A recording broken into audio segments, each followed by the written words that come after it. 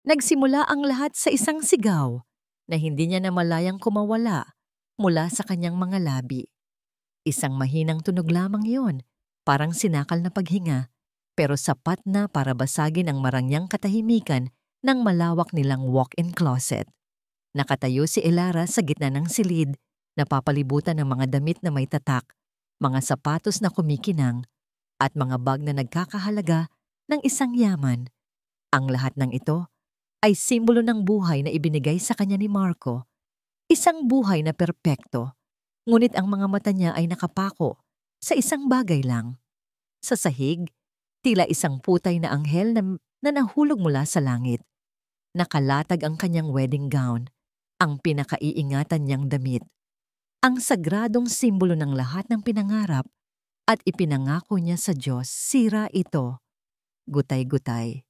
Ang mamahaling lace na bumalot sa kanyang katawan sa pinakamasayang araw ng buhay niya ay laslas. Ang mga butil ng perlas ay nagkalat sa makapal na carpet na parang mga luhang pumatak. Ang mahabang belo na minsan ay sumayad sa sahig ng simbahan ay may malaking butas sa gitna na parang isang marahas at malalim na sugat. Hindi siya makahinga. Nanlamig ang buo niyang katawan at ang mga kamay niya ay kagyat na napahawak sa kanyang tiyan na medyo umuumbok na. Naramdaman niya ang bahagyang sipa mula sa loob. Isang maliit na paggalaw, isang paalala ng buhay na kanyang pinoprotektahan. Iyon ang nagpabalik sa kanya sa kasalukuyan. Sino? Sino ang halimaw na may gawa nito? Ilang sandali lang ang nakalipas. Naglalakad pa siya papasok dito na may ngiti sa labi. Hawak ang kanilang wedding album. Pinaplano niya ang isang sorpresang hapunan para sa kanilang ikalimang anibersaryo. Magluluto siya ng paborito ni Marco. Aayusin niya ang mesa na may mga kandila at puting rosas. Ang lahat ay dapat maging perpekto tulad ng pagmamahalan nila. Ngayon, ang lahat ng matatamis na plano ay naglaho, napalitan ng yelo na unti-unting gumagapang sa kanyang sikmura. Marco? Ang sigaw niya ngayon ay mas malakas, basag at puno ng takot.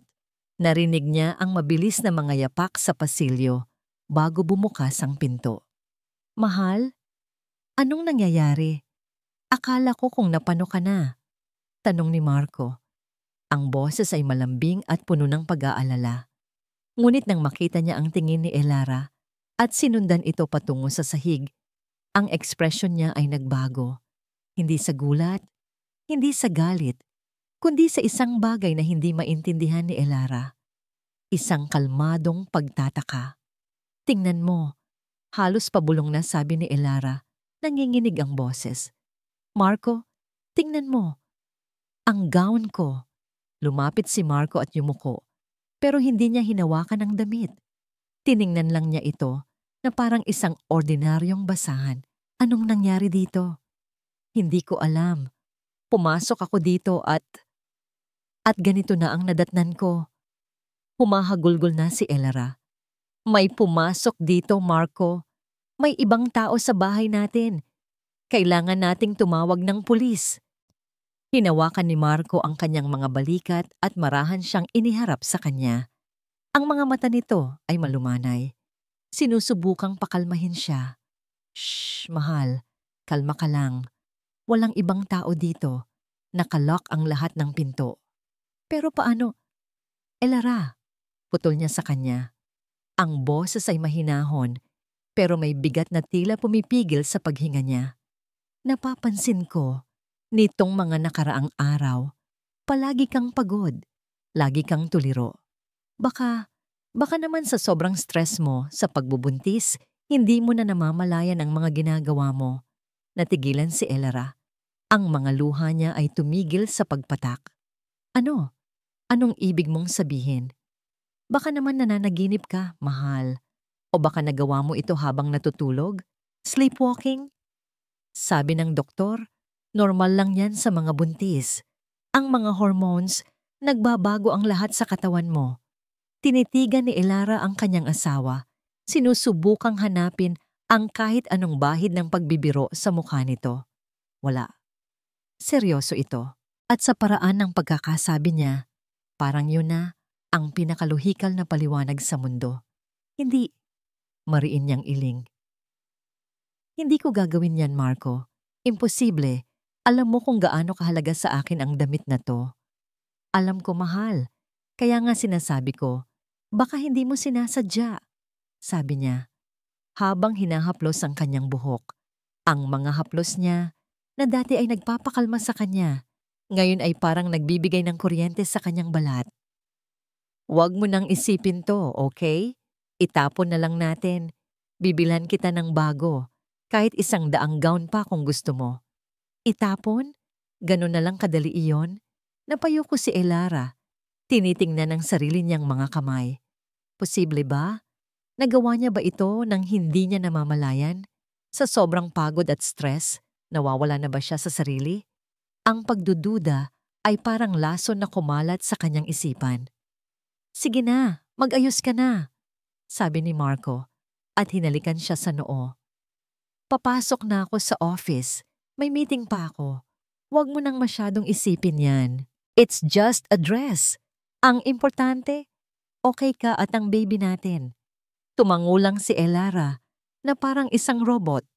Pinanood niya ang kanyang asawa na tumalikod, isinara ang pinto, at iniwan siyang mag-isa, kasama ang gutay-gutay na simbolo ng kanilang pagmamahalan. Maghapon siyang balisa. Nilinis niya ang kalat, isinilid ang sirang gown sa isang itim na supot, at itinago sa pinakalikod ng bodega na parang isang krimen na kailangan niyang itago. Pero hindi niya matanggal sa isip niya ang nangyari. Bawat sulok ng kanilang perpektong bahay ay tila may nagmamasid. Ang bawat anino ay tila may itinatagong panganib. Gabi na. Pinilit niyang kalimutan ang lahat at itinuloy ang paghahanda para sa kanilang anibersaryo. Simple na lang, isang hapunan, para ipakitang okay lang siya. Para patunayan sa sarili niya na tama si Marco na stress lang ito. Habang naghihiwa siya ng gulay sa kusina, biglang nag-vibrate ang kanyang cellphone sa ibabaw ng granite counter. Kinuha niya ito, iniisip na, baka si Marco na. Nagsasabing pauwi na ito. Pero hindi. Isang unknown number. May mensahe ito, isang picture. Binuksan niya ito at ang kutsilyong hawak niya ay bumagsak sa sahig na may malakas na kalansing. Nasa larawan si Marco. Nakangiti ito. Ang braso ay nakaakbay nang mahigpit sa isang babae. Isang babaeng hindi niya kilala. Maganda ito, sopistikada, at ang paraan ng pagkakatingin nito kay Marco ay puno ng pagmamay-ari. Nakaupo sila sa isang mamahaling restaurant. Magkatabi, ang mga katawan ay halos magkadikit. Ang nangiti ni Marco sa larawan, iba yon. Iyon ang nangiti na matagal nang hindi nakikita ni Elara para sa kanya. Isang nangiti na totoo, walang halong pag-aalala, masaya lang. At sa ilalim ng larawan may 4 na salita. 4 na salita na tumusok sa kanyang puso na parang punyal at nagpabagsak sa buong mundong kanyang itinayo. Hindi kanya mahal. Nakatitig lang si Elara sa cellphone. Ang 4 na salitang iyon ay paulit-ulit na umikot sa kanyang isipan na parang isang sirang plaka. Bawat pag-ikot ay mas malalim ang pagbaon sa kanyang puso. Hindi kanya mahal. Ang hangin sa kanyang baga ay tila naubos. Ang perpektong kusina na kanina lang ay puno ng pangako ng isang masayang selebrasyon, ngayon ay naging isang malamig at tahimik na silid ng paghihinala. Narinig niya ang pagbukas ng pinto ng garahe, isang pamilyar na tunog na dati nagdudulot sa kanya ng kagalakan. Ngayon, para itong tunog ng isang seldang bakal na isinasara, ikinukulong siya kasama ang katotohanang ayaw niyang harapin. Maya-maya, narinig na niya ang mga yapak ni Marco sa pasilyo, mabagal, kampante, walang kamalay-malay sa bagyong sumisira sa kalooban ng kanyang asawa. Mahal, naamoy ko ang niluluto mo. Ang bango, sabi ni Marco pagpasok sa kusina. May ngiti sa labi at bitbit ang isang buke ng mga paboritong bulaklak ni Elara, mga puting rosas. Hindi sumagot si Elara. Dahan-dahan niyang iniharap ang screen ng cellphone kay Marco. Ang nangiti sa mukha nito ay unti-unting naglaho, napalitan ng isang blankong ekspresyon. "Sino siya, Marco?" tanong ni Elara. Ang boses ay nanginginig ngunit may diin. Tiningnan ni Marco ang larawan. Pagkatapos ay tumingin sa kanya. Walang gulat sa mga mata nito. Walang pagkataranta. Tanging isang nakakakilabot na kalma. "Saan mo nakuha yan?" "Hindi yan ang tanong ko. Ang tanong ko, sino siya?" "Elara, huwag kang gumawa ng eksena," sabi niya. Ang boses ay bumaba. Naging seryoso. Isa lang siyang business partner. At kung sino man ang nagpadala niyan, malinaw na gusto lang tayong sirain. "Business partner?" Tumaas ang boses ni Elara. Hindi na napigilan ang galit at sakit. "Ganyan ba kalapit ang isang business partner, Marco? Ganyan ba ang ngiti mo sa isang kasosyo lang sa negosyo? Huwag mo akong gawing tanga." "Babaan mo ang boses mo," maring sabi ni Marco. Lumapit ito at kinuha ang cellphone mula sa kanyang kamay. "Hindi mo naiintindihan ang sitwasyon. May mga taong naiinggit sa atin, sa kung anong meron tayo. Gagawin nila ang lahat para wasakin ang pamilya natin. At ikaw, nagpapadala ka sa kanila." Sa ilang mabilis na pindot, binura ni Marco ang mensahe at ang larawan. Pagkatapos ay binalik niya ang cellphone sa counter na parang nagtatapon lang ng basura. "Bakit mo binura?" sigaw ni Elara. "Dahil basura yon," sagot ni Marco. Ngayon ay may galit na rin sa kanyang boses. "Isang kasinungalingan na ginawa para saktan ka. At nasaktan ka nga. Tingnan mo ang sarili mo, Elara. Para kang wala sa katinoan. Ito na naman ba yung nangyari kaninang umaga? Pinapaniwala mo ang sarili mo sa mga bagay na hindi totoo." Ang mga salita niya ay tumama na parang sampal. Muli, ibinabalik niya ang lahat sa kanya. Siya ang may problema. Siya ang nag-iisip ng kung ano-ano. "Magbihis ka na," utos ni Marco. Ang boses ay bumalik sa pagiging kalmado, pero may lamig na. "May company event tayo ngayong gabi. Kailangan nandoon tayo. Kailangan nating ipakita sa lahat na matatag tayo, na hindi tayo kayang sirain ng mga ganitong paninira."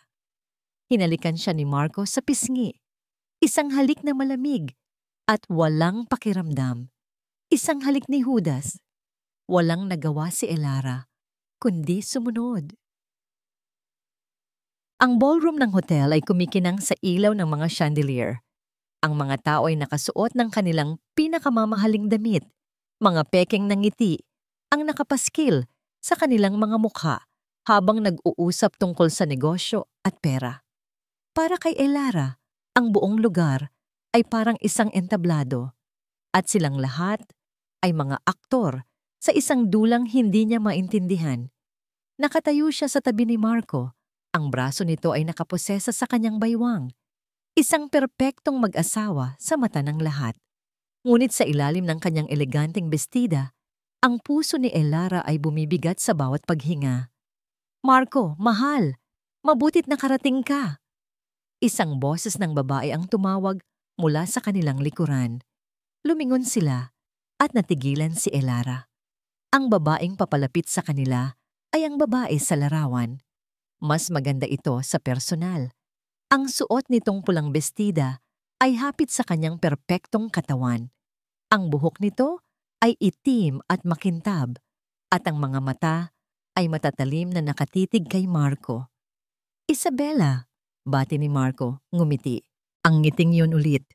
Ang ngiting nakita ni Elara sa litrato. "Mabuti naman at nakita kita. I'd like you to meet my wife, Elara." Lumingon si Isabella kay Elara at ang mga mata nito ay sinuri siya mula ulo hanggang paa. Ang ngiti nito ay matamis, pero hindi umabot sa kanyang mga mata. "Finally, I get to meet the famous Elara. Marco tells me so much about you." "Talaga?" Pilit nang ngumiti si Elara. "He never mentioned you." Isang saglit na katahimikan ang namagitan sa kanila. Tumaas ng bahagya ang kilay ni Isabella bago muling ngumiti. Ngumiti. Oh, Marco is such a character.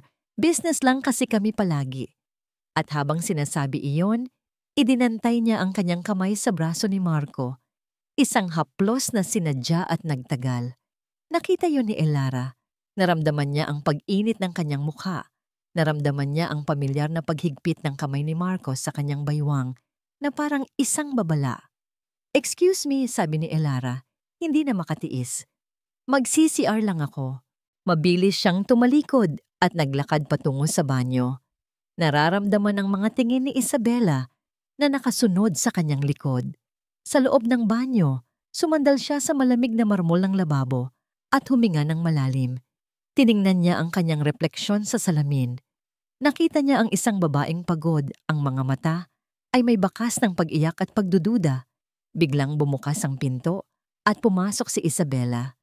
Nag-iisa, nagkunwari si Elara na nag-aayos ng kanyang buhok. "Are you okay?" Tanong ni Isabela. Ang boses ay puno ng pekeng pag-aalala. "You look pale. Ang hirap siguro ng pagbubuntis, no? You have to take care of yourself." Para hindi masyadong nag-aalala si Marco, humarap si Elara. "Salamat sa concern mo, pero okay lang ako." "Good," sabi ni Isabela. Lumapit ito sa salamin at nag-retouch ng kanyang lipstick. Kasi si Marco, he gets worried easily. Ayaw niyang nakikita kang stressed. It affects his work, you know. Binalingan siya nito ng tingin at napaka-importante ng trabaho niya sa kanya. He would do anything to protect it. Anything and anyone. Ang bawat salita ay isang patalim, isang babala. "Ano bang gusto mong sabihin?" Tanong ni Elara. Hindi na itinago ang galit sa kanyang boses. Ngumiti lang si Isabela, isang ngiting mapang-asar. "Wala naman. I'm just saying, you're a very lucky woman, Elara. Huwag mong sasayangin." Tumalikod si Isabela at lumabas. Iniwan si Elara na nanginginig sa galit at takot. Nang makalma niya ang sarili, lumabas na rin siya. Naisip niyang umuwi na lang. Ayain si Marco na umalis na sa lugar na yon. Habang papalapit siya sa grand staircase, nakita niya si Isabela sa paanan nito. Kausap ang ibang bisita. Nagpasya siyang bumaba na. Habang nasa kalagitnaan siya ng hagdanan, naramdaman niya ang isang presensya sa kanyang likuran. Lumingon siya at nakita si Isabela, paakyat patungo sa kanya. "Naiwan mo ata ito sa..." sabi ni Isabela, may hawak na panyo. Ngunit hindi na nito natapos ang sasabihin. Bigla itong natisod, ang katawan ay bumagsak pasulong. Naramdaman ni Elara ang isang malakas na tulak sa kanyang likod. Hindi isang aksidente, kundi isang sinadyang puwersa. Nawalan siya ng balanse. Ang mundo ay umikot. Ang mga ilaw ng chandelier ay naging isang mabilis na guhit. Ang mga sigawan ng tao sa ibaba ay tila nanggagaling sa malayo. Wala siyang ibang naramdaman kundi ang matinding takot habang ang katawan niya ay gumugulong pababa sa matigas na marmol ng hagdanan. At sa gitna ng kaguluhan, isang salita lang ang nasa isip niya, isang dasal na paulit-ulit niyang binubulong sa hangin, "Ang anak ko." Ang unang nagising sa diwa ni Elara ay ang pamilyar na amoy ng antiseptic. Malamig, malinis, at nakakakilabot. Pagkatapos ay ang mahinang, ritmikong tunog ng isang makina sa tabi niya na tila bumibilang sa bawat tibok ng kanyang puso. Beep, beep, beep. Dahan-dahan niyang iminulat ang kanyang mga mata. Isang puting kisame ang sumalubong sa kanya. Puti rin ang mga pader. Puti ang kumot na nakabalot sa kanya. Nasa ospital siya. Ang alaala ng pagkahulog, ang pag-ikot ng mundo, ang mga sigawan, ang sunod-sunod na matitigas na pagtama sa bawat baitang ng hagdanan ay bumalik sa kanya na parang isang malaking alon at kasabay nito ang isang matinding takot na humigpit sa kanyang dibdib. Ang baby ko, wala sa sariling bulong niya. Ang mga kamay ay agad na napahawak sa kanyang tiyan. Napuno ng luha ang kanyang mga mata habang isang dasal ang namuo sa kanyang isipan. "Diyos ko, Ang anak ko, iligtas niyo po siya. Sakto namang bumukas ang pinto at pumasok ang isang nurse na sinundan ng isang doktor. Good morning, Mrs. De Villa. Gising ka na pala, sabi ng doktor na may banayad ng ngiti. Ako si Dr. Reyes. Kumusta ang pakiramdam mo? Ang anak ko po, Doc. Okay lang ba siya? Tanong ni Elara. Ang boses ay basag at nanginginig. Hindi na pinansin ang sakit na nararamdaman sa kanyang katawan. Ngumiti ang doktor. Isang ngangiting nagbigay ng kaunting ginhawa sa nagwawalang puso ni Elara. You're a very lucky woman. At napakatibay ng baby mo. We ran some tests and everything seems stable. No signs of distress, pero kailangan mong magpahinga ng husto. Bed rest for a few days at iwasan mo muna ang anumang stress. Napapikit si Elara at huminga ng malalim. Isang luhang puno ng pasasalamat ang tumulo sa gilid ng kanyang mata. Ligtas, ligtas ang anak niya. Salamat sa Diyos. Ngunit ang ginhawang iyon ay mabilis na napalitan ng isang bagong damdamin. Galit. Isang malamig at matigas na galit na nagsimulang tumubo mula sa kaibuturan ng kanyang kaluluwa. Ang pagkahulog na iyon ay hindi aksidente. Alam niya iyon. Naramdaman niya ang tulak. Nakita niya ang mapanuyang nangiti sa mga mata ni Isabela bago siya mahulog. At ang halimaw na iyon ay muntik nang pumatay sa kanyang anak. Ang isiping iyon ang nagpabago sa lahat. Hindi na ito tungkol sa isang sirang wedding gown. Hindi na ito tungkol sa isang litrato o sa panloloko ng asawa. Ito ay tungkol sa buhay ng isang inosenteng sanggol na pinangako niyang proprotektahan. At habang nakahiga siya sa puting kama ng ospital na yon, isang bagay ang naging malinaw sa kanya. Tapos na ang pagiging biktima. Tapos na ang pagiging bulag.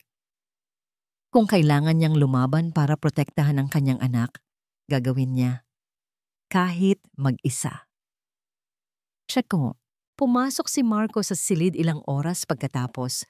Ang mukha ay puno ng perpektong pag-aalala. May dala siyang mas malaking buke ng puting rosas at ang mga mata niya ay nagpapahayag ng pagsisisi. Mahal, sabi niya. Ang boses ay malambing habang hinahawakan ng kanyang kamay. Diyos ko, Elara, tinakot mo ako. Anong nangyari? Sabi nila, nahulog ka daw sa hagdanan. Tiningnan ni Elara ang kanyang asawa, ang lalaking minahal niya ng buong puso, ang lalaking pinagkatiwalaan niya ng kanyang buhay. Ngayon, ang nakikita niya ay isang estranghero na may suot na maskara. Ang pag-aalala sa mga mata nito ay isang pag-arte. Ang lambing sa boses nito ay isang kasinungalingan. Ngunit alam niyang hindi pa ito ang oras para magpahalata. Sa unang pagkakataon, nagsuot din siya ng maskara. Ngumiti siya ng pilit. Nahilo lang ako. Mahal. Mahinang sagot niya. Ginagaya ang boses ng isang mahinang babae. Bigla na lang umikot ang paningin ko. Hindi ko na alam ang sumunod na nangyari. Nakita niya ang bahagyang pag-relax sa mga balikat ni Marco. Sinasabi ko na nga ba ang stress, ang pagbubuntis. Masyado mong pinapagod ang sarili mo, Elara. Masyado kang nag-iisip. Sabi nito, hinahaplos ang kanyang buhok. Pinatawag ko na si Isabela. Narinig niya ang lahat. Sabi niya, aksidente daw ang nangyari. Natisod daw siya at hindi ka sinasadyang natulak. Nag-aalala rin siya sa'yo. Sinungaling. Ang salitang yun ay sumigaw sa isip ni Elara. Pero tumangulang siya. Pakisabi sa kanya, salamat sa pag-aalala. Sa mga sumunod na araw sa ospital, gumanap si Elara bilang ang perpektong asawang nagpapagaling. Ngumingiti siya kapag nandyan si Marco. Kumakain siya sa tamang oras. Ngunit sa tuwing mag-isa na lang siya, ang utak niya ay gumagana. Nag-iisip. Nagpaplano. Nang makalabas siya, ang unang bagay na ginawa niya pag-uwi ay hindi magpahinga. Habang naliligo si Marco, kinuha niya ang kanyang cellphone at pumasok sa isang online shopping app. Naghahanap siya. Mini voice recorder. Spy pen, audio recording device. Nag-order siya ng isang maliit na recorder na mukhang ordinaryong ballpen. Express delivery. Ito ang kanyang unang sandata. 2 araw siyang naghintay. 2 araw ng pagpapanggap. Naghahanda siya ng kape para kay Marco sa umaga na may ngiti. Tinatanong niya kung kumusta ang araw nito sa gabi. Ngunit sa likod ng mga ngiting iyon, may isang bagong Elara na nabubuo. Isang Elarang mas maingat, mas matalino, at mas mapanganib. Nang dumating ang package, itinago niya ito agad. At nang gabing iyon, nang mahimbing nang natutulog si Marco, sinimulan niya ang kanyang unang hakbang. Pumunta siya sa home office ni Marco, isang lugar na bihira niyang pasukin, ang santuwaryo ng kanyang asawa. Dahan-dahan niyang binuksan ang pinto, tinitiyak na walang gagawing ingay. Ang silid ay madilim. Tanging ang liwanag lang mula sa buwan ang tumatagos sa malaking bintana. Saan siya magsisimula? Tiningnan niya ang malaking lamesa na gawa sa mahogany.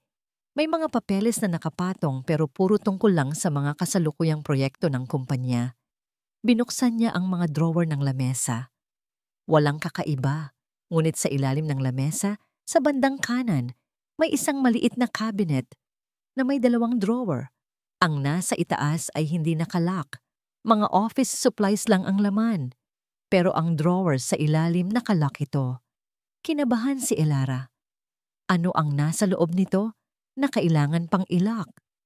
Sinubukan niyang hilahin, pero matibay ito. Naghahanap siya sa paligid. Sa ibabaw ng lamesa, nakita niya ang isang silver na letter opener. Kinuha niya ito. Ipinasok ang dulo sa siwang ng susian at sinimulang kalikutin. Narinig niya ang ilang pag-click at sa huling pagpihit, bumukas ito. Ang puso niya ay kumakabog ng malakas habang dahan-dahan niyang binubuksan ang drawer. Hindi pera ang laman, hindi rin alahas, kundi isang manipis na folder na may kulay na luma na. Kinuha niya ito, nanginginig ang mga kamay. Binuksan niya ang folder at sa ilalim ng malamlam na liwanag ng buwan, binasa niya ang nakasulat sa isang lumang dokumento. Isang partnership agreement, De Villa Cruz Holdings Inc. At sa ilalim, 2 pangalan ang nakapirma. Ang isa ay kay Marco at ang isa pa, isang pangalan na minsan na niyang naririnig mula sa mga kwento ni Marco tungkol sa kanyang nakaraan. Ang pangalan ng matalik nitong kaibigan na sinasabi niyang namatay sa isang car accident. Maraming taon na ang nakalipas. Ricardo Cruz. Hawak ni Elara ang luma at manipis na folder. Ang mga daliri niya ay nanlalamig. Ang pangalang Ricardo Cruz ay tila sumusunog sa papel. Isang multo mula sa nakaraan ni Marco na bigla na lang nagpakita. Paulit-ulit na sinabi ni Marco na namatay ito sa isang aksidente. Isang trahedya, sabi niya. Pero bakit kailangang itago ang dokumento ng kanilang partnership sa isang nakalak na drawer? Isang bagay ang malinaw. Hindi na ito simpleng kwento ng panloloko. May mas malalim, mas madilim. At habang tinititigan niya ang pangalan sa papel, naramdaman ni Elara ang bigat ng katotohanan. Mag-isa, malulunod siya. Kailangan niya ng tulong. Hindi mula sa isang kaibigan na maaari lang makinig, kundi mula sa isang taong sanay sa kadiliman. Kinabukasan. Pagkaalis ni Marco, ginawa niya ang isang bagay na hindi niya akalaing gagawin niya kailanman. Gamit ang isang lumang prepaid phone na binili niya kasama ng voice recorder, tinawagan niya ang kanyang kaibigan mula sa kolehiyo, si Ana, na ngayon ay isang paralegal sa isang law firm. Ana, si Elara to. Sabi niya, ang boses ay halos pabulong. Elara, oh my God, it's been ages. Bakit sa ibang number ka tumawag? Mahabang kwento. Pwede bang humingi ng pabor? Isang malaking pabor. At kailangan, sa pagitan lang nating dalawa. Naramdaman ni Elara ang pagbabago sa tono ng kaibigan. Mula sa masaya ay naging seryoso. Ano yun, Elara? May problema ba? Kailangan ko ng private investigator. Yung pinakamagaling. Yung hindi basta-basta natatakot at kayang mag-imbestiga sa mga makapangyarihang tao. Isang mahabang katahimikan ang sumunod. Elara, anong nangyayari sa'yo? Please, Ana, ipagkakatiwala ko sa'yo ang lahat sa tamang panahon. Pero sa ngayon, kailangan ko lang ng pangalan. Bumuntong hininga si Ana. May isa, pero hindi siya pangkaraniwan. Malamig, seryoso at mahal maningil. Pero kung may isang taong kayang maghalongkat ng kahit anong sikreto, siya yon. Ang pangalan niya ay Dante Cruz. Parang may kung anong kuryenteng dumaloy sa katawan ni Elara nang marinig ang apelyidong yon. Cruz, katulad ng nasa folder. Nagkataon lang ba? O ito na ba ang sinasabi nilang tadhana? Ang pinag-usapan nilang tagpuan ay isang maliit na coffee shop sa isang bahagi ng Maynila na malayo sa mga lugar na madalas puntahan ng mga kasosyalan ni Elara. Simple lang ang lugar, malinis at hindi matao. Umupo si Elara sa isang mesa sa pinakasulok, malapit sa bintana, pero nakatalikod sa pinto para makita niya ang lahat ng papasok. Mahigpit ang hawak niya sa kanyang bag kung saan nakatago ang folder ni Ricardo Cruz. Sakto sa 3:00 ng hapon, pumasok ang isang lalaki. Hindi siya ang tipo na mapapansin mo sa isang karamihan. Simple lang ang suot nitong itim na polo, shirt at maong. Hindi matangkad, hindi rin pandak. Pero may kung anong bigat sa kanyang presensya. Ang mga mata niya ay matalas. Mabilis na sinuri ang buong lugar bago ito lumakad patungo sa kanyang mesa. Mrs. De Villa, tanong nito. Ang boses niya ay kalmado at walang emosyon. Tumango lang si Elara. Umupo ang lalaki sa silyang nasa tapat niya. Hindi ito nagabalang magpakilala. Ano ang maipaglilingkod ko sa inyo? Ito na siguro, si Dante Cruz. Gusto kong ipaimbestigahan ang asawa ko. Panimula ni Elara, nanginginig ang mga kamay habang kinukuha ang isang sobre sa kanyang bag. Inilabas niya ang ilang litrato ni Marco. At ang isang babae, ang pangalan niya ay Isabella Reyes. Kinuha ni Dante ang mga litrato. Tiningnan niya ang mga ito nang walang anumang reaksyon. Ano ang gusto ninyong malaman? Kung may relasyon sila. Kung gaano nakatagal. Lahat. Ibinalik ni Dante ang mga litrato sa sobre at isinubo ito pabalik sa kanya. Sa tingin ko, alam niyo na ang sagot sa mga tanong na yan, ma'am. Natigilan si Elara. Anong ibig mong sabihin? Ang isang kliyente na lumalapit sa akin para sa isang infidelity case ay karaniwang may dala ng ebidensya. Ang kailangan nila ay kumpirmasyon.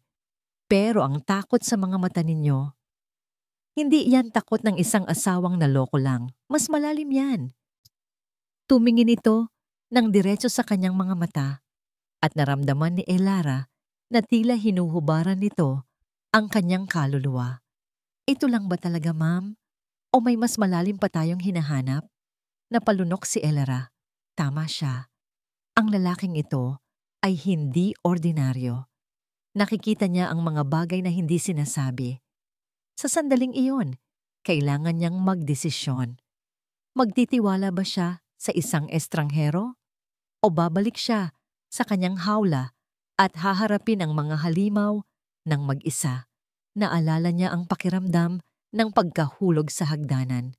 Naalala niya ang buhay sa loob ng kanyang sinapupunan.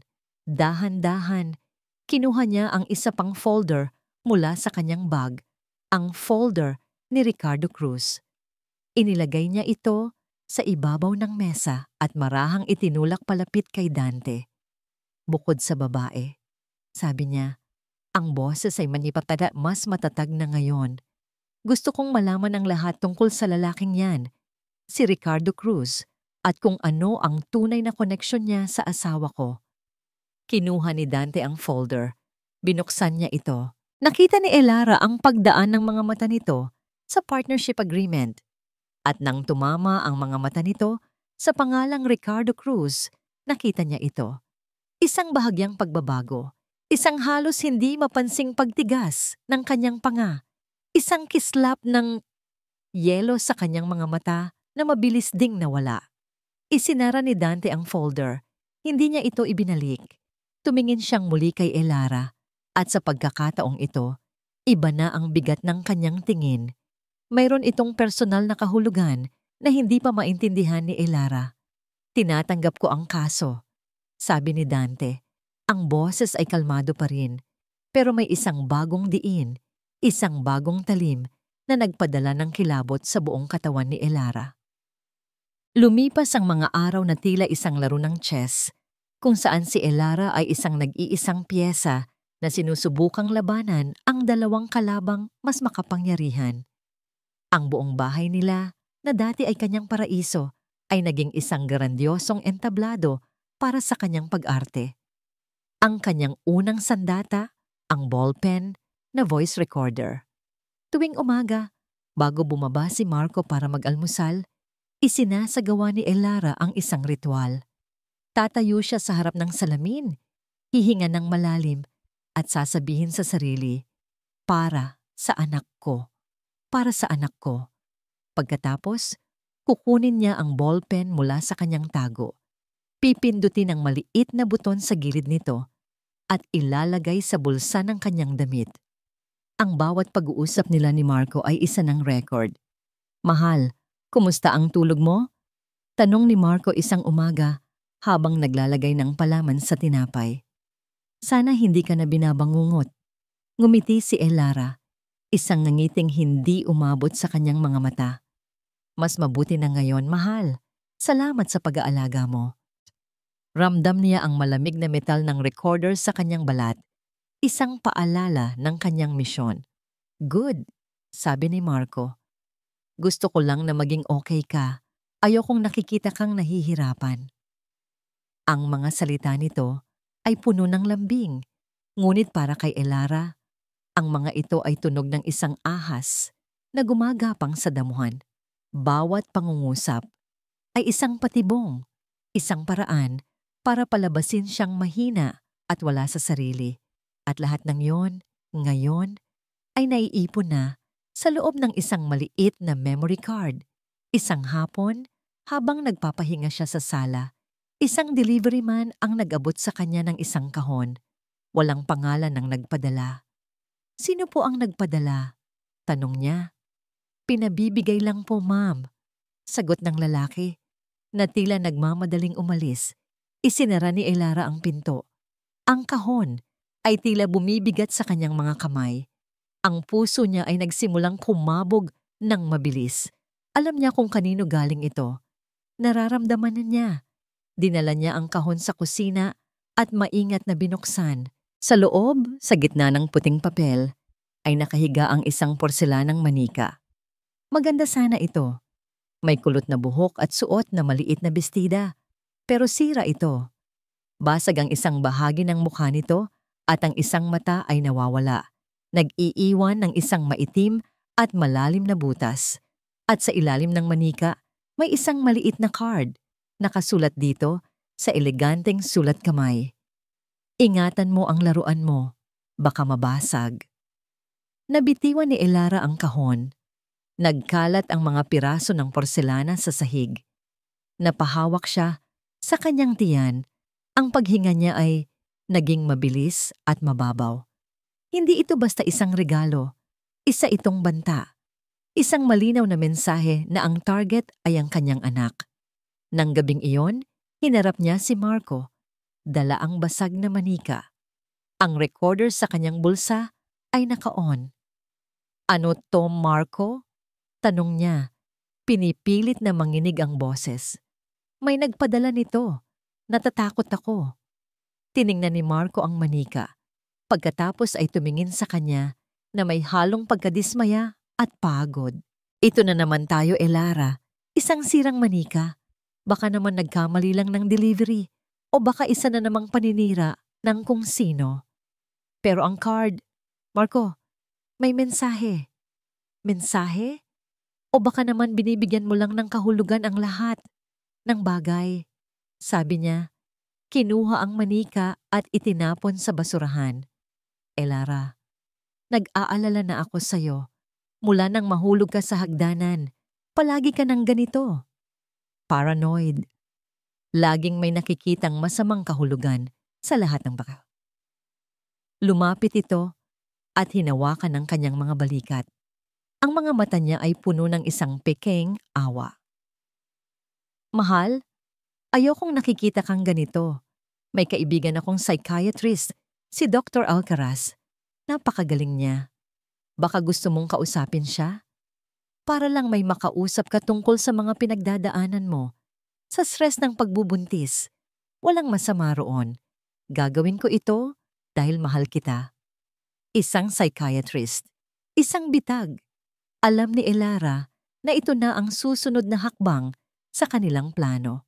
Ang gumawa ng isang opisyal na record na siya ay wala sa katinuan. Ang puso niya ay sumisigaw ng huwag, pero ang utak niya ay nagsasabing kailangan niyang sumang-ayon. Kailangan niyang pasukin ang lungga ng leon para malaman kung gaano kalalim ang kasamaan ng mga ito. Sige, mahal, pabulong niyang sagot, yumuko na parang isang talunan. Kung yan ang sa tingin mo ay makakabuti. Ang opisina ni Dr. Alcaraz ay malamig at moderno. Walang personal na gamit, tanging mga libro at diploma na nakadisplay sa pader. Umupo si Elara sa isang leather na upuan sa tapat ng doktor, isang lalaking nasa edad 50 na may matatalim na mata sa likod ng makapal na salamin. So, Mrs. De Villa, panimula ng doktor, ang boses ay kalmado. Sabi ng asawa mo, nakakaramdam ka raw ng matinding anxiety lately. Sa loob ng isang oras, sinubukan ni Elara na ikwento ang lahat. Ang sirang wedding gown, ang pagkahulog niya sa hagdan, ang basag na manika. Ngunit sa bawat kwento niya, ang reaksyon lang ng doktor ay ang tumango at magsulat sa kanyang notepad. Ang mga tanong nito ay laging may patutunguhan. So you have a fixation on broken things? Tanong nito. Does this perhaps represent your fear of motherhood? Of possibly breaking your own child? Nang ikwento niya ang tungkol kay Isabella, nagsulat muli ang doktor. So you feel threatened by other women close to your husband. Feelings of jealousy and paranoia are common during pregnancy. Bawat salita niya ay binabaluktot. Bawat takot niya ay ginagawang sintomas ng isang sakit sa isip. Hindi siya pasyente dito. Isa siyang specimen na sinusuri.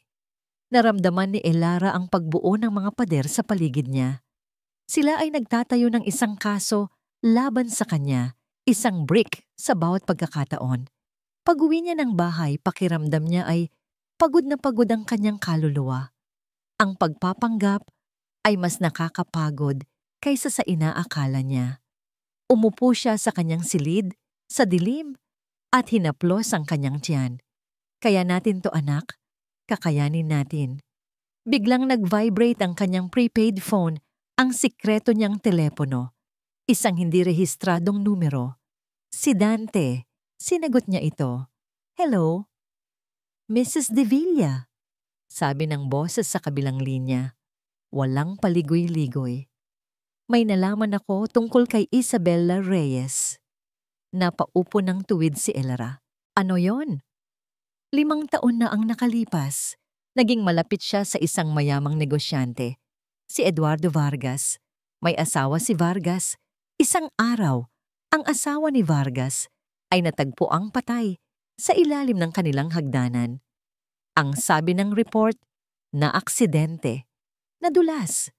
Walang imbestigasyong naganap. 1 buwan pagkatapos ng libing, tumanggap si Isabella Reyes ng malaking halaga mula sa huling habilin ni Mrs. Vargas bilang isang malapit na kaibigan ng pamilya. Nanlamig ang buong katawan ni Elara. Ang hagdanan, ang pagkahulog. Hindi ito ang unang beses na pumasok siya sa isang pamilya, Mrs. De Villa. Pagpapatuloy ni Dante, ang boses ay malamig at may bigat. At mukhang may pattern siya ng pag-iwan ng mga nasirang bagay. Ang boses ni Dante sa kabilang linya ay parang isang tipak ng yelo, malamig, matigas, at nag-iiwan ng kilabot. Ang hagdanan, ang pagkahulog, ang pattern, ang mga salitang yon ay umaling-aungaw sa isip ni Elera. Pinagdugtong-dugtong ang mga pangyayari hanggang sa makabuo ng isang larawang nakakapangilabot. Hindi na niya kayang manatili pa sa bahay na yon, sa entablado ng kanyang pagpapanggap. Kailangan niyang makita si Dante. Kailangan niya ng mas maraming sagot. Nagkita sila kinabukasan sa isang lugar na pinili ni Dante, ang pinakamataas na palapag ng isang halos bakanteng parking building sa isang lumang bahagi ng Quiapo. Ang hangin ay maalinsangan at amoy alikabok. Ang tanging ingay ay ang ugong ng mga sasakyan mula sa malayo at ang malakas na kabog ng dibdib ni Elera. Nakasandal si Dante sa kanyang sasakyan, isang lumang kotse na hindi mo aakalaing pagmamay-ari ng isang high-profile investigator. Walang paligoy-ligoy. Pagkalapit pa lang ni Elara, ay agad na niyang binuksan ang pinto ng passenger seat. "Pumasok ka," sabi niya. Sa loob ng sasakyan, binuksan niya ang isang laptop na nakapatong sa kanyang kandungan. Ang screen ay puno ng mga numero, mga pangalan ng kumpanya na hindi pamilyar kay Elara, at mga linyang nagkokonekta sa mga ito na parang isang komplikadong sapot ng gagamba. "Ito ang imperyo ng asawa mo," panimula ni Dante. Ang boses ay walang emosyon. Itinuro niya ang isang diagram. Ang De Villa Holdings ay ang sentro, pero sa ilalim niyan, mayroon siyang hindi bababa sa 10 shell companies, mga kumpanyang walang opisina, walang empleyado, papel lang. Dito niya itinatago ang pera mula sa mga illegal na transaksyon at tax evasion. At mula dito, ipinakita niya ang isang listahan ng mga bank transfer. Ang pera ay dumadaloy mula sa mga shell companies patungo sa mga offshore accounts sa Cayman Islands at Switzerland. Milyon-milyong dolyar. "Hindi ko maintindihan," sabi ni Elara, nahihilo sa dami ng impormasyon. "Akala ko malinis ang negosyo niya." Isang mapait na tawa ang kumawala kay Dante. "Walang malinis sa mundong ito, Mrs. De Villa, lalo na sa pera." Tinitigan ni Elara ang screen, ang mga numero ay lumalabo sa kanyang paningin dahil sa namumuong luha. Ang lalaking pinakasalan niya, ang ama ng kanyang anak, ay isang magnanakaw, isang kriminal. Ang buong buhay niya ay itinayo sa isang pundasyon ng kasinungalingan. Ang lahat ng ito, ang mansyon, ang mga mamahaling gamit, ang perpektong buhay, ay bunga ng pandaraya. Napatingin siya kay Dante. Ang lalaking ito, na ilang linggo pa lang niyang kilala, ay mas marami pang alam tungkol sa asawa niya kaysa sa kanya. Ang dedikasyon nito sa kaso ay higit pa sa professional. "Bakit?" tanong ni Elara. Ang boses ay halos pabulungi. "Bakit mo ginagawa ang lahat ng ito, Mr. Cruz? Alam kong malaki ang ibinabayad ko sa'yo, pero iba ito. Ang mga impormasyong ito parang matagal mo nang hinahalungkat. Personal ba ito sa'yo?" Hindi agad sumagot si Dante. Dahan-dahan niyang isinara ang laptop. Ang katahimikan sa loob ng kotse ay naging mabigat. Tumingin siya sa labas, sa tanawin ng magulong syudad, na parang may inaalala mula sa malayo. Noong nagsisimula pa lang si Marco, panimula niya, ang boses ay nagbago, nawala ang lamig, at napalitan ng isang emosyong matagal nang nakatago. Wala siyang kahit ano. Isang mahusay na ideya, pero walang pera, walang koneksyon. Pero mayroon siyang isang kaibigan, isang matalik na kaibigan na itinuring siyang kapatid. Ang kaibigang ito ay may tiwala sa kanya. Ipinuhunan niya ang lahat ng kanyang naipon, ang mana mula sa kanyang mga magulang para itayo ang kanilang unang kumpanya, ang De Villa Cruz Holdings. Naramdaman ni Elara ang paghigpit ng kanyang dibdib. Sa simula, naging matagumpay sila, pagpapatuloy ni Dante. Pero hindi na kontento si Marco. Gusto niya ng mas malaki, mas mabilis. Habang ang kaibigan niya ay abala sa pagpapatakbo ng operasyon, Si Marco naman ay abala sa paggawa ng mga pekeng dokumento, paglikha ng mga pekeng utang, at dahan-dahang paglilipat ng pondo sa mga account na siya lang ang nakakaalam.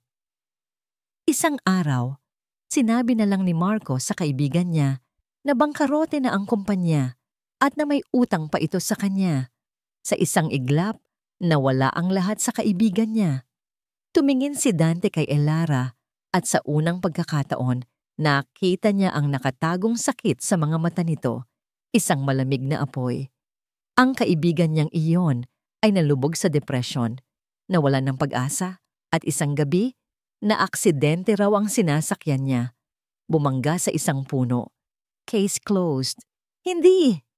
Bulong ni Elara habang ang katotohanan ay unti-unting nanunuot sa kanyang isipan na parang lason. Ang pangalan ng kaibigang iyon, ang partner na tinrider niya. Huminga ng malalim si Dante. Ang panga ay nag-igting. Ang buong pangalan ng tatay ko ay Ricardo Cruz. Ang mundo ni Elara ay gumuho sa pangalawang pagkakataon. Napasandal siya sa upuan, parang binuhusan ng nagyayelo. Tubig. Ang lalaking kaharap niya, ang nag-iisa niyang kakampi, ang taong pinagkakatiwalaan niya ng kanyang buhay, ay anak ng taong sinira ni Marco. Hindi ito isang investigador na tumutulong sa kanya. Ito ay isang anak na naghahanap ng hustisya. O marahil, paghihiganti. Ginagamit mo ako, sabi ni Elara. Hindi isang tanong, kundi isang mapait na pag-amin. Tumingin si Dante sa kanya. Ang mga mata ay walang bahid ng pagsisisi, seryoso at direkta. Gagamitin kita para makuha ang hustisya para sa tatay ko. Sabi niya, ang bawat salita ay may bigat ng maraming taon ng pagtitiis. At gagamitin mo ako para iligtas ang sarili mo at ang anak mo. Pantay lang tayo. Nakatitig lang si Elara sa kanya, walang masabi. Ang alyansang binuo nila ay hindi pala batay sa tiwala, kundi sa iisang bagay na pareho nilang nararamdaman para kay Marco de Villa, isang malalim at nag-aapoy na galit. Mayroong mali. Iyon ang unang pumasok sa isip ni Marco habang pinagmamasdan niya si Elara mula sa kabilang dulo ng kanilang mahabang dining table. Ilang linggo na ang nakalipas mula nang maaksidente ito sa hagdanan at mayroong isang banayad ngunit nakakabagabag na pagbabago sa kanya. Dati, ang Elara na kilala niya ay isang bukas na libro. Kapag masaya, ang mga mata nito ay kumikinang. Kapag malungkot, agad itong yumuyuko at umiiyak. Kapag nagagalit, ang boses nito ay tumataas. Ngunit ang Elara na kaharap niya ngayon ay iba. Masyadong kalmado, masyadong tahimik. Ang dating mga emosyon na umaapaw ay napalitan ng isang patag na pagtanggap. Kapag kinukumusta niya, tumatango lang ito at ngumingiti ng pilit. Kapag nagdadala siya ng mga regalo, nagpapasalamat ito ng walang kislap sa mata. Sumusunod ito sa lahat ng sinasabi niya sa pag-inom ng vitamins, sa pagpunta kay Dr. Alcaraz, sa pagpapahinga. Masyado itong masunurin at para kay Marco, iyon ay isang malaking pulang bandila. Ang isang hayop na nasugatan ay maaaring magwala o tumakbo. Ngunit ang pinakapanganib ay ang isang hayop na nasugatan na bigla na lang tumahimik dahil nag-iisip ito, nagpaplano. Kumusta ang session niyo ni Dr. Alcaraz kahapon? Tanong ni Marco, pinutol ang katahimikan. Sumubo muna ng pagkain si Elara bago sumagot. Okay lang, marami raw akong dapat iproseso. At ano ang sabi mo sa kanya? Nag-angat ng tingin si Elara at sa isang saglit, may nakita si Marco sa mga mata nito. Isang kislap na hindi niya mabasa. Ngunit mabilis din itong nawala. Sinabi ko ang totoo na nahihirapan ako sa stress. Hindi kumbinsido si Marco.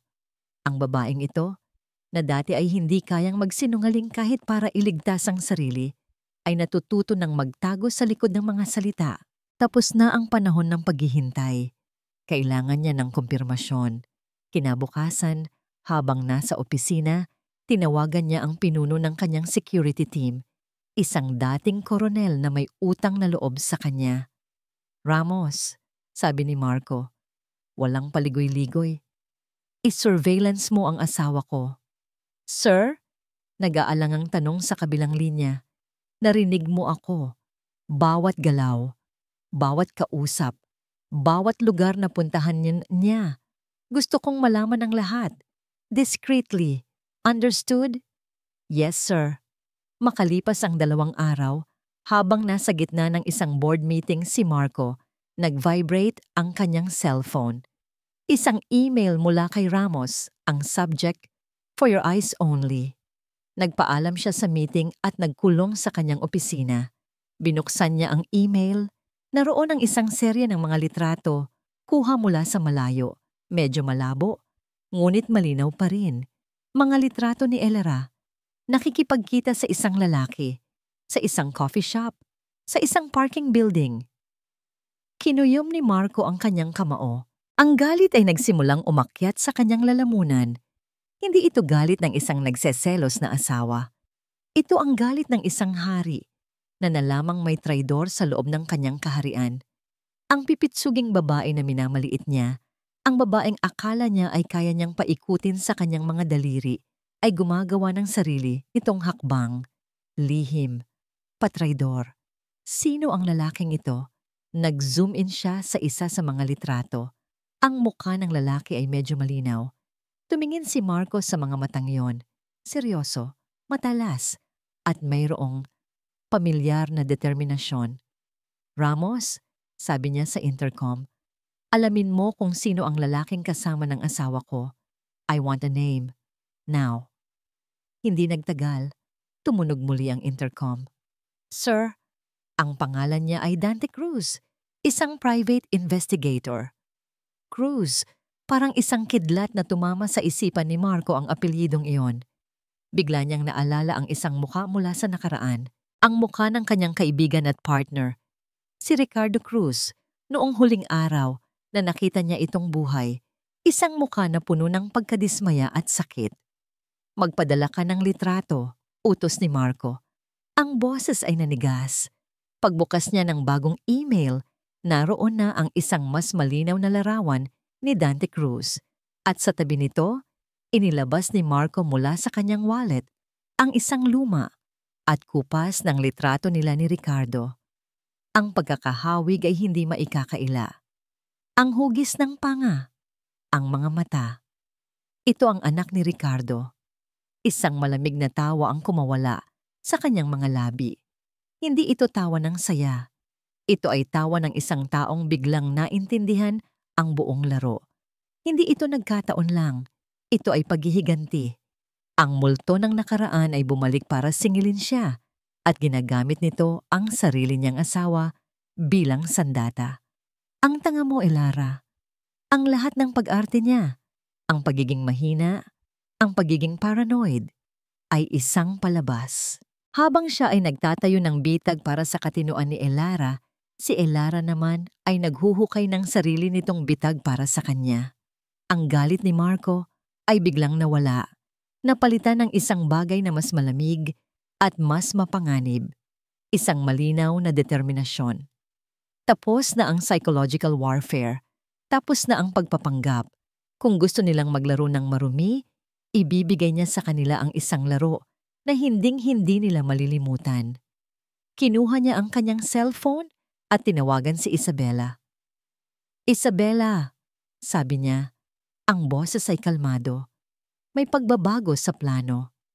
"Ano ang ibig mong sabihin?" "Ang ating munting ibon ay hindi lang pala natututong lumipad. Mayroon na siyang kasama," sabi ni Marco. "Panahon na para putulin ang kanilang mga pakpak. For good.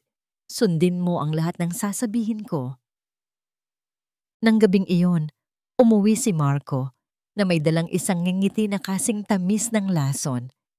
Inabutan niya si Elera sa sala, nagbabasa ng libro tungkol sa pag-aalaga ng sanggol. Ang perpektong imahe ng isang mapagmahal na ina. Halos masuka si Marco sa pagpapanggap nito. Mahal, sabi niya. Umupo sa tabi nito at niyakap ito. Naramdaman niya ang bahagyang paninigas ng katawan ni Elara bago ito pilit na nag-relax. Kanina pa kita iniisip. Talaga? Sagot ni Elara, hindi tumitingin sa kanya. Oo, at naisip ko, kailangan nating dalawa ng pahinga. Malayo sa lahat ng stress dito sa syudad. Malayo sa trabaho, sa mga doktor, sa lahat. Sabi niya, hinahaplos ang buhok nito. Mayroon akong private rest house sa Batangas, sa tabi ng dagat. Tahimik doon. Tayong dalawa lang. Isang healing vacation para sa'yo, para sa atin at para sa baby natin. Nakita ni Marco ang pagbabago sa mga mata ni Elara. Isang mabilis na pagdaan ng takot, ng pag-aalinlangan. Ngunit mabilis itong napalitan ng maskara ng pasasalamat. Marco, hindi mo naman kailangang gawin yan. Gusto ko, giit niya. Tinititigan ito ng diretso sa mga mata. Gusto kong bumalik tayo sa dati. Gusto kong alagaan ka. Bukas na bukas, aalis tayo. Ako na ang maghahanda ng lahat. Nakita niya ang paglunok ni Elara. Ang utak nito ay siguradong nag-iisip ng paraan para makatakas. Pero wala na itong pagpipilian. Ang pagtanggi ay mangangahulugan ng pag-amin. Sige, mahal, sabi ni Elara. Ang boses ay halos hindi marinig. Kung yan ang gusto mo. Ngumiti si Marco, isang nangiting matagumpay. Mag-empake ka na ng mga gamit mo. Tumayo si Elara at naglakad paakyat sa kanilang silid. Ang bawat hakbang ay tila mabigat. Sinundan siya ng tingin ni Marco. Ang ngiti ay hindi nawawala sa kanyang mga labi. Ang bitag ay handa na. Sa itaas, habang naglalagay ng ilang damit sa isang maliit na maleta, nanginginig ang mga kamay ni Elara. Kinuha niya ang kanyang sikretong cellphone mula sa ilalim ng mga damit sa aparador. Mabilis niyang binuksan ang message thread nila ni Dante. Ang mga daliri niya ay nanginginig habang nagtatype siya. Walang oras para magpaliwanag. Isang salita lang. Ang kanilang napag-usapang code word para sa pinakamatinding panganib. Gumalaw ang doorknob. Mabilis na itinago ni Elara ang cellphone sa ilalim ng unan. Pumasok si Marco. Okay ka lang? Tanong nito. Tumango si Elara. Oo, nag-eempake lang. Ngumiti si Marco at lumabas. Hindi niya nakita ang cellphone. Hindi niya nakita ang mensaheng naipadala na. Isang salita lang. Phoenix. Ang biyahe papuntang Batangas ay ang pinakamahabang 2 oras sa buhay ni Elara. Bawat kilometrong lumilipas ay parang isang hakbang papalayo sa kaligtasan at papalapit sa isang madilim na kawalan. Nakaupo siya sa passenger seat, nakatitig sa labas ng bintana, pinapanood ang mga gusali ng syudad na unti-unting napapalitan ng mga puno at bukirin. Ngunit ang isip niya ay wala roon. Ang isip niya ay nasa iisang salita na ipinadala niya kagabi. Phoenix. Natanggap kaya ni Dante? May gagawin ba siya? O huli na ang lahat? Si Marco, na nagmamaneho sa tabi niya, ay kalmado. Masyadong kalmado. Mayroon pa itong pinapatugtog na classical music na tila lalong nagpapabigat sa tensyon sa loob ng sasakyan. Paminsan-minsan, nagsasalita ito. Tinuturo ang mga tanawin na parang isa silang ordinaryong mag-asawa na nagbabakasyon. Tingnan mo, mahal. Maganda ang view dito, di ba? Malapit na tayo, sabi niya at inilagay ang kamay sa hita ni Elara. Ang haplos nito, na dati ay nagbibigay sa kanya ng seguridad, ngayon ay parang haplos ng isang ahas. Gusto niya itong itabig, pero pinigilan niya ang sarili. Ang anumang maling galaw ay maaaring maging katapusan niya. Ilang sandali pa. Lumiko sila mula sa pangunahing kalsada at pumasok sa isang pribadong daan na napapalibutan ng matataas na pader. Sa dulo ng daan ay isang modernong bahay na gawa sa salamin at bakal na kaharap sa malawak na asul na dagat. Maganda, maluho at nakahiwalay sa mundo, isang perpektong kulungan. We're here, masayang anunsyo ni Marco. Ipinarada ang sasakyan sa harap ng bahay. Pagbaba nila, agad na naramdaman ni Elara ang bigat ng hangin, ang tunog ng mga alon na humahampas sa dalampasigan ay hindi nakakakalma. Para itong isang babala. Pumasok sila sa loob. Ang bahay ay minimalist ang disenyo, malamig, at walang anumang personal na gamit. Walang mga litrato, walang buhay. Gusto mo nang maiinom, juice, tubig? Alok ni Marco, nagtungo sa kusina. Okay lang ako. Sagot ni Elara, nilibot ng tingin ang paligid. Naghahanap ng posibleng daan para makatakas. Ang buong pader na nakaharap sa dagat ay gawa sa salamin. Maganda. Pero isa ring bitag. Kinuha ni Elara ang kanyang bag at kinuha ang kanyang cellphone. Kailangan niyang subukang tawagan si Dante. Ngunit pagtingin niya sa screen, nanlaki ang kanyang mga mata. No service. Naghahanap ka ng signal? Napaigtad si Elara sa boses ni Marco na nasa likuran na pala niya. Dahan-dahan siyang lumingon. Ang nangiti sa mukha ni Marco ay wala na. Ang maskara ay tuluyan ng bumagsak. Sa isang mabilis na kilos, kinuha ni Marco ang cellphone mula sa kanyang kamay. Hindi mo yan kakailanganin dito, sabi niya. Ang boses ay malamig na parang yelo. At sa harap mismo ng kanyang mga mata, ibinato ni Marco ang cellphone sa matigas na sahig. Ang tunog ng nababasag na screen ay umalingaw-ngaw sa tahimik na sala, kasabay ng pagdurog sa natitirang pag-asa ni Elara. Marco, anong ginagawa mo? Sigaw niya. Ang takot ay nagsimula ng gumapang sa kanyang lalamunan. Ako? Anong ginagawa ko? Tumawa si Marco, isang tawang walang saya. Ako dapat ang magtanong niyan sa'yo, Elara. Ano ang ginagawa mo? Ang pakikipagkita sa anak ni Ricardo Cruz? Ang pag-iipon ng ebidensya laban sa sarili mong asawa? Nanigas si Elara sa kanyang kinatatayuan. Alam niya ang lahat. Akala mo hindi ko malalaman? Lumapit si Marco. Bawat hakbang ay mabigat. Akala mo ganoon ka katalino? Habang ako'y abala sa pag-aalaga sa'yo, sa pag-aalala sa sakit mo, ikaw pala ay abala sa pagtatraidor sa akin. Traidor? Halos hindi makapaniwalang sagot ni Elara. Ikaw ang nagtaksil sa akin. Ikaw at ang babae mo. Si Isabela? Ngumisi si Marco. Speaking of. At mula sa isang silid sa gilid, lumabas si Isabela Reyes. Nakasuot ito ng isang puting bestida na parang siya ang reyna ng lugar na yon. Ang ngiti sa kanyang mga labi ay puno ng tagumpay. Hello, Elara. Bati niya. Ang boses ay parang pulot na may lason. Welcome to your new home. Napaurong si Elara. Silang tatlo lang. Sa isang lugar na walang signal, malayo sa kahit sino. Ito na ang katapusan. Anong gagawin niyo sa akin? Tanong niya. Nanginginig. Simple lang. Paliwanag ni Marco, na parang nagpapaliwanag ng isang business plan. Bukas, darating dito si Dr. Alcaraz. Kukumpirmahin niya ang matagal na nating hinala. Natuluyan ka nang nawala sa katinuan. Isang malubhang kaso ng postpartum psychosis. Masyado kang delikado para sa sarili mo at lalo na para sa baby mo. Kaya, para sa kapakanan ng lahat, kailangan kang dalhin sa isang lugar kung saan maalagaan kanila ng mabuti. Isang mental hospital, dugtong ni Isabela at tumawa. At habang nandoon ka, kami na ni Marco ang mag-aalaga sa lahat ng naiwan mo, sa yaman mo, sa buhay mo, at syempre, sa anak mo. Ang huling mga salita ay tumama kay Elara na parang isang sampal. Ang anak niya, kukunin nila ang anak niya.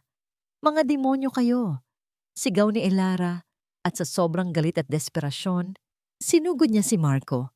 Kinakalmot at pinapalo ang dibdib nito. Hindi ko ibibigay sa inyo ang anak ko. Hinding-hindi. Walang kahirap-hirap siyang hinawakan ni Marco sa magkabilang braso at itinulak papasok sa isang bakanteng silid sa dulo ng pasilyo. Bumagsak si Elara sa sahig. Dito ka muna mag-isip-isip. sabi ni Marco mula sa labas ng pinto. Narinig ni Elara ang pag-click ng lock. Sinubukan niyang buksan. Kinalampag niya ang pinto. Sumigaw siya ng buong lakas, ngunit walang sumasagot. Napaupo siya sa sahig, nakasandal sa malamig na pinto. Ang mga luha ay walang tigil sa pag-agos. Talo na siya. Wala na siyang cellphone. Wala siyang paraan para makatakas. Walang nakakaalam kung nasaan siya. Lahat ay nawala.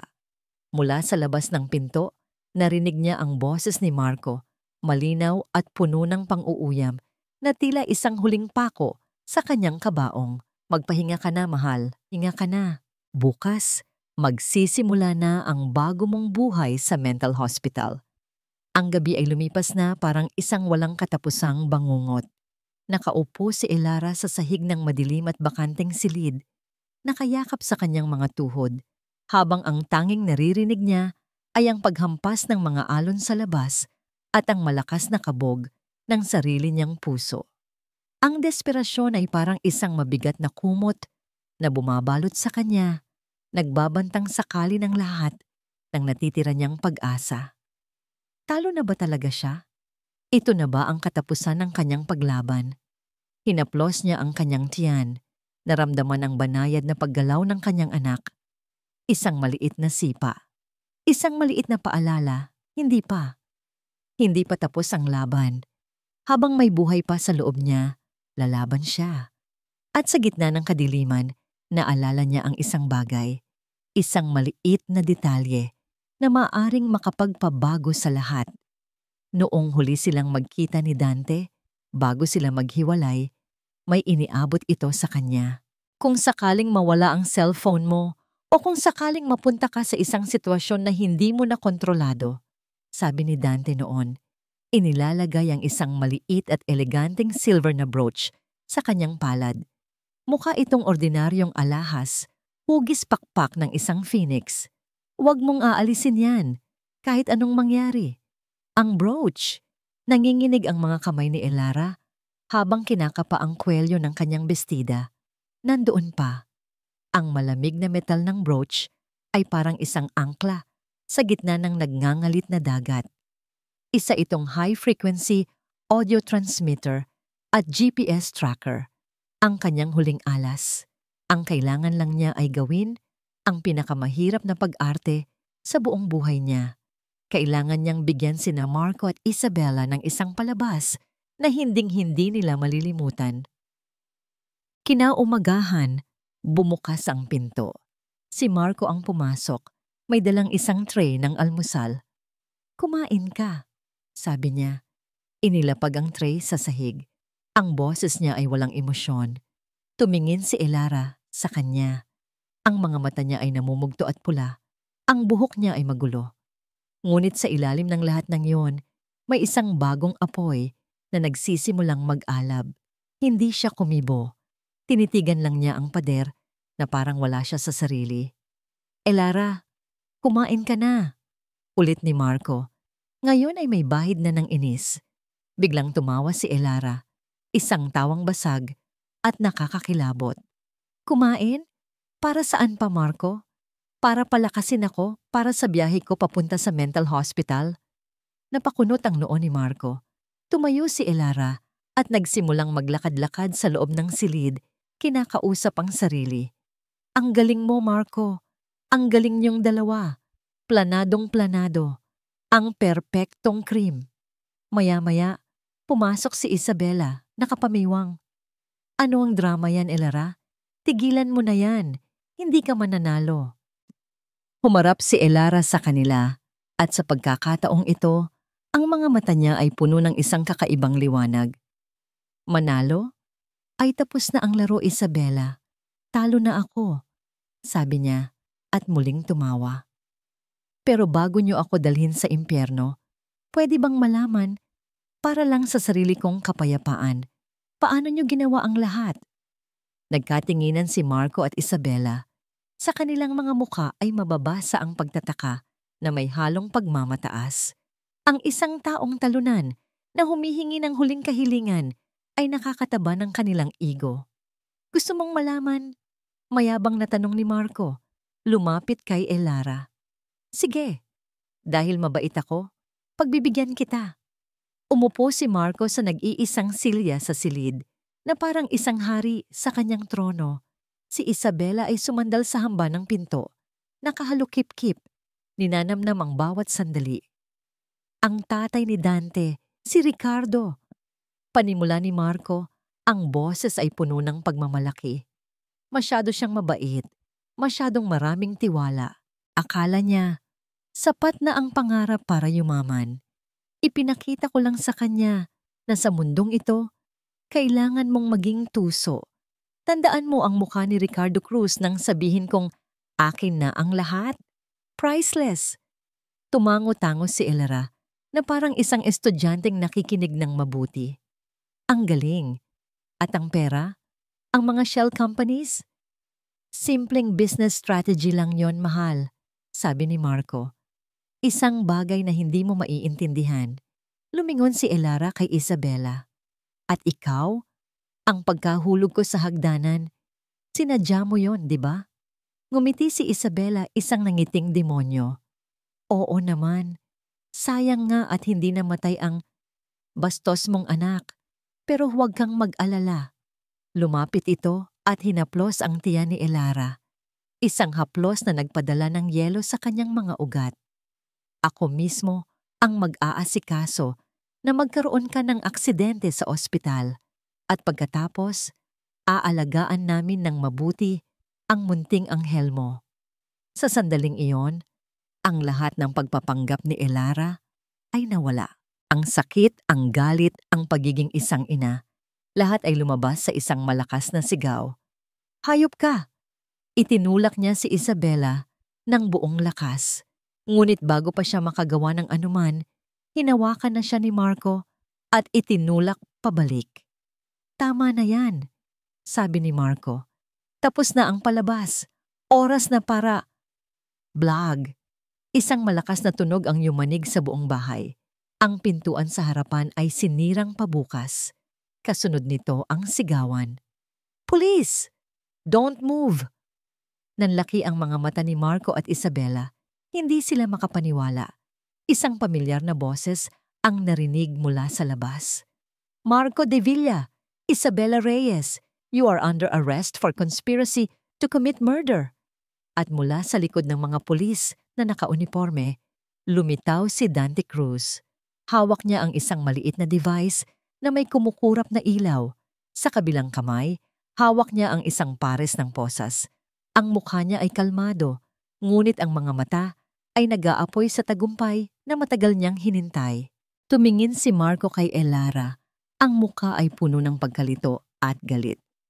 Nakita niya ang silver na brooch sa bestida nito. At sa wakas naintindihan niya. Lahat ng sinabi niyo, bulong ni Marco. Ngumiti si Elara.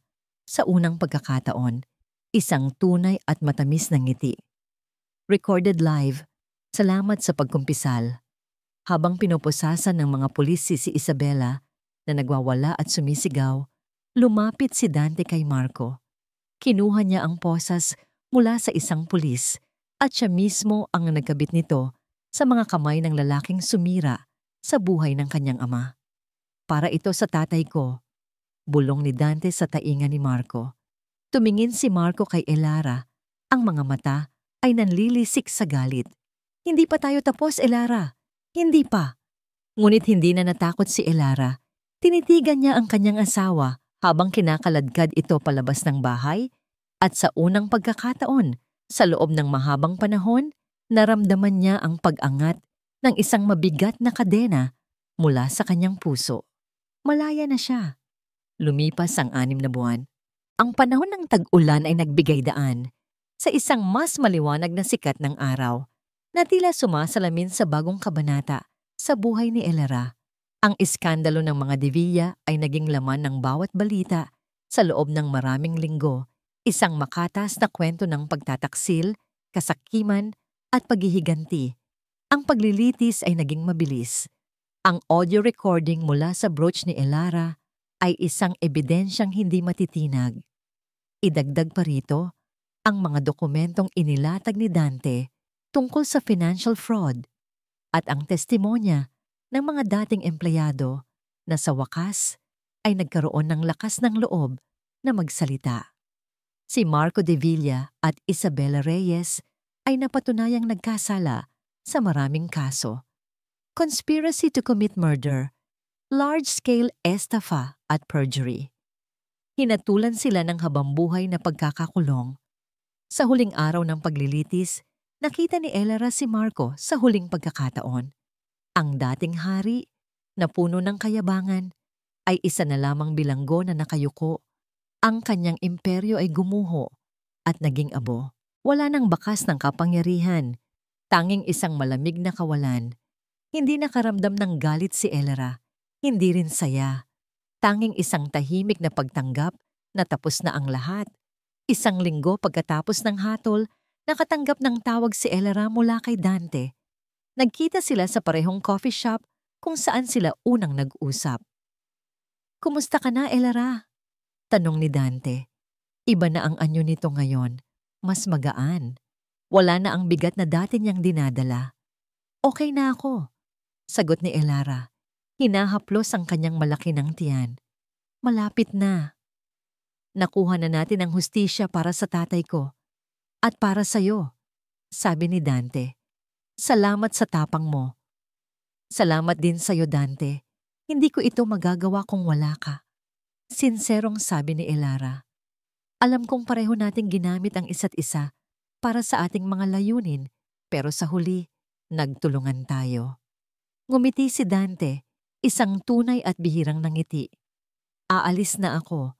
Magsisimula ako ng bagong buhay sa probinsya, malayo sa lahat ng gulo. Tapos na ang misyon ko dito. Mag-iingat ka, Dante. Ikaw rin, Elera, at ang magiging anak mo." Tumayo si Dante at naglakad paalis. Hindi na sila muling nagkita. Ang kanilang alyansa, na isinilang mula sa sakit at paghihiganti, ay natapos na sa kapayapaan sa Pamtikina Pampasto. Isang buwan pagkatapos noon, sa isang tahimik na silid sa ospital, unang narinig ni Elera ang iyak na magpapabago sa kanyang buhay magpakailanman. Ibinigay sa kanya ng nurse ang isang maliit na sanggol na nababalot ng kulay rosas na kumot. "It's a girl," sabi ng nurse. Habang tinititigan ni Elera ang maliit na mukha ng kanyang anak, ang perpektong mga daliri nito, ang maitim na buhok, na wala ang lahat ng sakit ng nakaraan. Ang mga sugat, ang mga takot, ang mga luha, lahat ay naglaho, napalitan ng isang pagmamahal na napakalaki at napakalinis. "Hello, my little phoenix," bulong niya sa kanyang anak, habang isang butil ng luha ng kaligayahan ang pumatak sa pisngi nito. Pinangalanan niya itong Liana, pero sa puso niya, ito ang kanyang phoenix, ang simbolo ng buhay na muling isinilang mula sa abo. Makalipas ang ilang buwan, nakatayo si Elera sa harap ng isang malaking gusali na salamin sa gitna ng Makati. Ito ang dating headquarters ng De Villa Holdings. Pagkatapos ng kaso, bilang bahagi ng settlement, ang karamihan sa mga legal na asset ni Marco ay nailipat sa kanya. Ngunit sa halip na ipagpatuloy ang negosyo ng kasinungalingan, mayroon siyang ibang plano. Maraming miyembro ng media ang naghihintay. Karga-karga niya si Liana na mahimbing na natutulog sa kanyang mga bisig. Lumakad siya patungo sa podium na inihanda sa harap ng gusali. Ang mga kamera ay kumikislap. Huminga siya ng malalim, hindi dahil sa kaba, kundi dahil sa bigat at saya ng sandaling iyon. "Magandang umaga sa inyong lahat," panimulan niya. Ang boses ay kalmado at matatag. "Marami sa inyo ang nakakakilala sa akin bilang si Elera de Villa, isang pangalan na naging simbolo ng iskandalo at pagtataksil. Ngayon, narito ako para bigyan ng bagong kahulugan ang pangalang iyan." Itinaas niya ang tingin sa malaking logo ng gusali. "Simula ngayon, ang gusaling ito ay hindi na De Villa Holdings at ako ay hindi na si Elera de Villa. Ako si Elera Santiago." May mga bulungan mula sa mga reporter.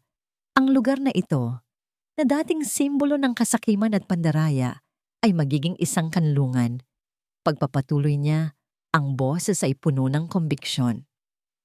Ipinapakilala ko sa inyo ang Phoenix Foundation, isang non-profit organization na nakatuon sa pagtulong sa mga biktima ng domestic at financial abuse. Magbibigay kami ng legal assistance, financial support, at psychological counseling sa mga kababaihan at mga batang sinubukang sirain ng mga taong dapat sana ay nagpoprotekta sa kanila. Tumingin siya sa mga kamera. Ang kanyang mga mata ay nagniningning sa bagong layunin. Hindi na siya ang mahinang Elara na umiiyak sa loob ng isang walk-in closet. Isa na siyang mandirigma, isang survivor, isang ina. Ang aking kwento ay hindi natatangi. Sabi niya, marami sa atin ang nakaranas ng sakit, ng pagtataksil, ng pakiramdam na wala ng pag-asa. Ngunit narito ako ngayon para sabihin sa inyo, hindi abo ang ating katapusan. Ito ay ang simula. Palagi tayong may pagkakataong bumangon, lumipad, at muling mabuhay. Pagkatapos ng kanyang talumpati, hindi na siya sumagot pa ng mga tanong. Dinala niya si Liana at pumasok sa gusali, sa lobby, sa lugar kung saan dating nakasabit ang isang malaking larawan ni Marco. Ngayon ay may isang malaking painting ng isang phoenix na lumilipad paakyat mula sa apoy. Ang mga pakpak nito ay nakabuka. Handa ng yakapin ang kalangitan. Niyakap niya ng mahigpit ang kanyang anak, ang kanyang munting phoenix. Tumingin siya sa labas ng salaming pader, sa abalang syudad, sa isang hinaharap na hindi na niya kinatatakutan. Tayo na, anak, bulong niya. Magsisimula na tayo. At dito nagtatapos ang kwento ni Elara Santiago. Isang ina, isang mandirigma, isang phoenix na muling lumipad mula sa abo ng kataksilan. Maraming salamat sa iyo na walang sawang sumubaybay at nakinig. Salamat sa iyong pagsama sa paglalakbay ni Elara mula sa kanyang pinakamadilim na gabi hanggang sa kanyang pinakamaliwanag na umaga. Ang pagsulat sa kwentong ito ay isang paalala na sa likod ng bawat ngiti ay maaaring mayroong pusong tahimik na lumalaban. Ang katatagan ni Elara ay kumakatawan sa lakas na natatagpuan natin sa mga panahong tayo ay sinusubok ng husto. Isang lakas na madalas ay hindi natin alam na taglay pala natin. Hanggat hindi natin kailangang gamitin para sa ating sarili o para sa mga taong mahal natin. Higit sa lahat, ito ay isang kwento tungkol sa pag-asa. Isang paalala na gaano man kadilim ang sitwasyon, gaano man kabigat ang pasanin, ang kakayahang bumangon ay laging nasa loob natin. At minsan, ang pinakamatinding sakit ang siyang nagbibigay sa atin ng pinakamalalim na layunin sa buhay. Nais naming marinig ang inyong saloobin. Anong aral ang inyong napulot sa paglalakbay na ito? Huwag mag-atubiling i-share ang inyong mga komento sa ibaba. Hanggang sa ating muling pagkikita sa susunod na kwento. Muli, mula sa kaibuturan ng aming puso, maraming salamat sa inyong pakikinig.